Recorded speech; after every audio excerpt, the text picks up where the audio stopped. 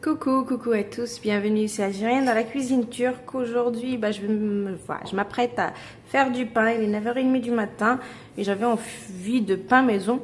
Donc je vais faire khobz dar. Donc c'est vraiment algérien ce pain-là. Donc let's go. Je vous donne les ingrédients. Il nous faut 375 g de semoule moyenne, 375 g de farine. Donc 2 œufs, donc un jaune plus le blanc pour la pâte et le jaune tout seul pour la dorure, une cuillère à soupe de sucre, 2 cuillères à café de levure boulangère, une cuillère à café bien bombée de sel, un verre de lait, le verre il fait 240 ml. Donc j'ai pris des graines de nigel et s'il me faut d'eau pour ramasser la pâte, je rajouterai de l'eau tout à l'heure. Donc moi je vais faire ça au robot, donc je vais mettre tous mes ingrédients et on est parti. Allez, let's go. Voilà ça.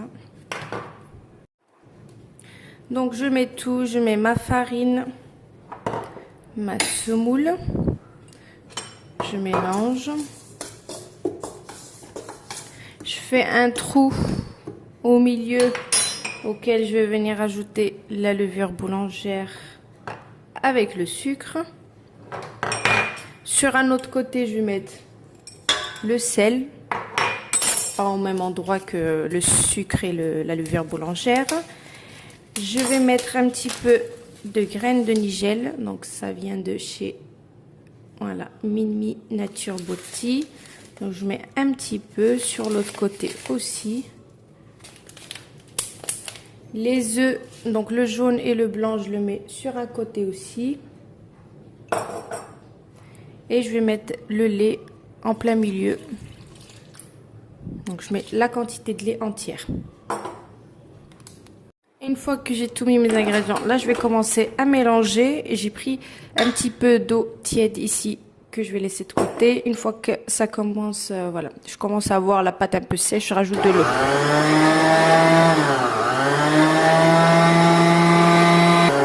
Donc à ce moment-là, regardez, ça peine, donc je vais rajouter de l'eau.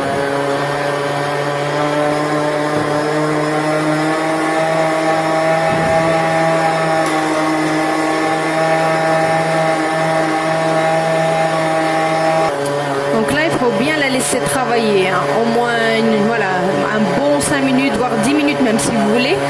Je laisse bien travailler, mais là c'est pas la texture que je veux, je la veux plus liquide que ça.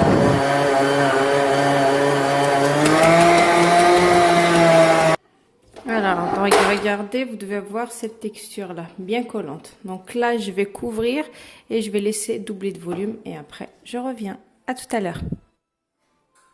Je vous remontre quand même la texture avant de laisser poser, parce que regardez comment elle est bien collante, elle est bien liquide, d'accord? Donc là, on va laisser poser. Je vais juste couvrir avec un torchon comme ça. Et de l'autre côté, vous allez sortir du frigo une cuillère et demie à soupe de beurre. Pour le faire ramollir, j'aurai besoin d'une demi-cuillère à café de levure chimique. Voilà. Et là, le jaune qui nous reste, ça sera pour la dorure. Donc là, j'ai préparé ça. Il faut que ça soit vraiment mou.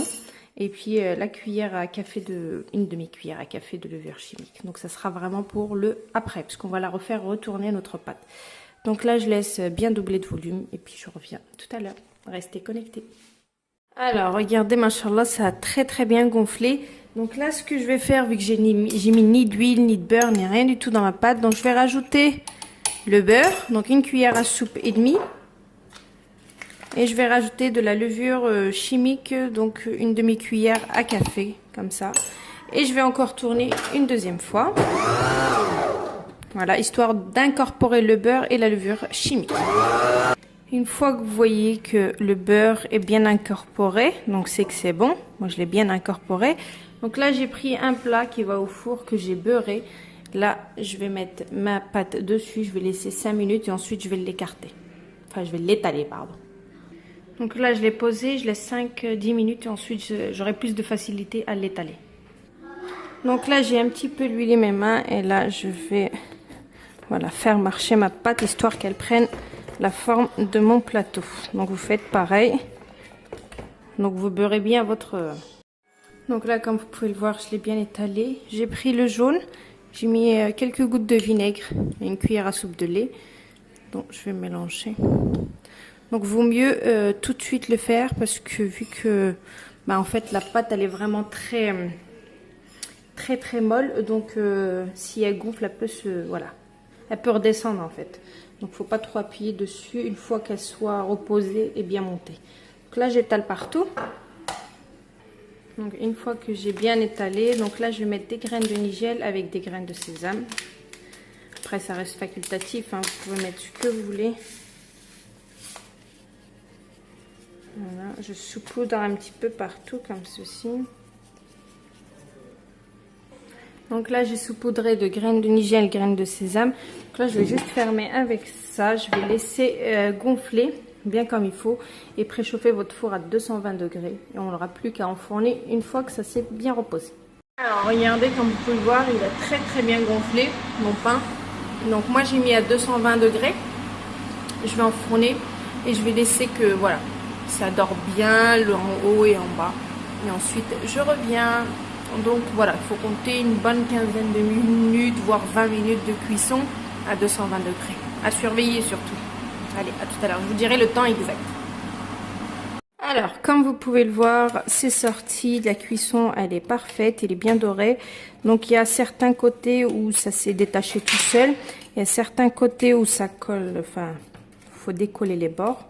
Mais sinon, ça s'est décollé automatiquement. Donc là, ce qu'on va faire, c'est qu'on va le mettre sur une grille. Parce que si on laisse comme ça, en fait, il y aura de l'humidité et c'est pas bon. Donc, je vais pas le laisser comme ça, je vais le mettre sur une grille. Allez, let's go. Donc là, je l'ai mis sur une grille et puis je vais le tourner.